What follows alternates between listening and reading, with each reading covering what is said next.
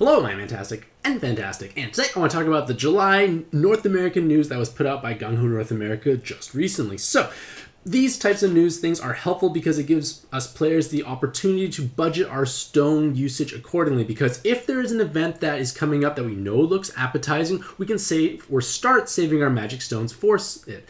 And for the month of July, the notable highlights they mentioned are June Bride event. I know I said July, but June Bride is coming at some point in July, maybe even August. And we don't exactly know when, but generally speaking, these types of seasonals tend to be underwhelming from a rolling point of view, but monster exchanging can be quite lucrative, especially if you have the trade fodder available, because some of the top rarity cards can maybe be meaningful for yourself, but that's going to come at some point in time. The next thing is Alt Shura 3, and Alt Shura 3 is going to obviously be an upgraded and harder version of Shura 3, but it will also drop large and huge gems. This is coming soon at some point. The next notable thing is Cloud and Tape Recovery Special Latent Awakening skills. So now if you failed to bring Cloud or Tape Resist for whatever reason, it's on your board, you have the opportunity to at least try and clear it away. This can be useful in certain situations where, say, you're Awoken bound first and then these horrible things happen afterwards, because it doesn't matter if you brought those Awakenings, you've been cancelled out and eventually the Awakening binds go away. You can clear them with this Latent.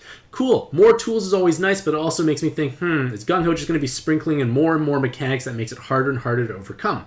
The next notable point of news to mention is the Star-Twined Fairies coming back starting tomorrow, actually. And the Fairies event has an interesting twist because it's not a separate rare egg machine. It is actually the event cards lumped in with a regular rare egg machine. So you have a good chance of pulling incredible amounts of sadness for 5 magic stones. But at the same time, if you do hit those magical fairies, you're going to be much happier. But the problem is, assuming it's going to follow the exact same pattern as previous fairies events, you got to roll to get the cards. Monster exchanging is not on the table. So for players who especially haven't rolled in this event beforehand, I think it's definitely worth rolling in because, you have that chance of getting something new. And when we do see the actual rolling rates tomorrow, we can make a better informed decision of whether or not how much you should be rolling. But if you are like myself and have rolled a modest amount or a respectively high amount in the past, it may be not such a great idea to keep rolling, because who wants to get their 20th Haku? Like, I like Haku, but do I need 20 of them?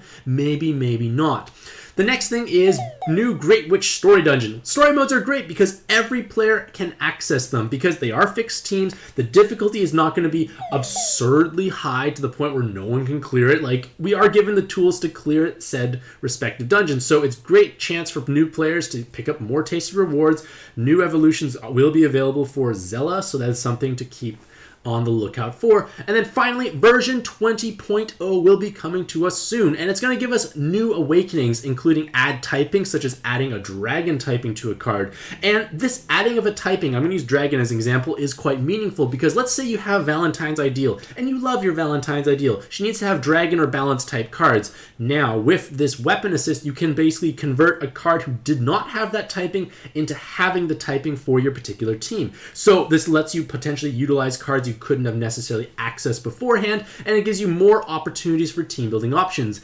And the other notable awakening that's going to occur is being able to change a sub-attribute into dark. And this is huge for blob-based dark teams, because when you think about it, the main attribute is usually going to cap or double damage cap for the card. The sub-attribute, if it's the wrong color, it really doesn't really provide much of anything. You can make arguments that the sub-attribute color is meaningful for things like Shura 3, where you need all attributes, but if you're not playing Shura 3, off-color sub-attributes do nothing for monocolored teams. And being able to change that sub-attribute into a dark attribute, so you are now main dark and sub-attribute dark, your main attribute is still going to be dealing the big amount of damage, and the sub-attribute will be dealing 10% of that. But at the same time, we're able to have cataclysmically high amounts of damage output. We've seen, like, Mr. Vans, like, they can hit, like, they can quad damage cap because they can double cap in the main, double cap in the sub-attribute.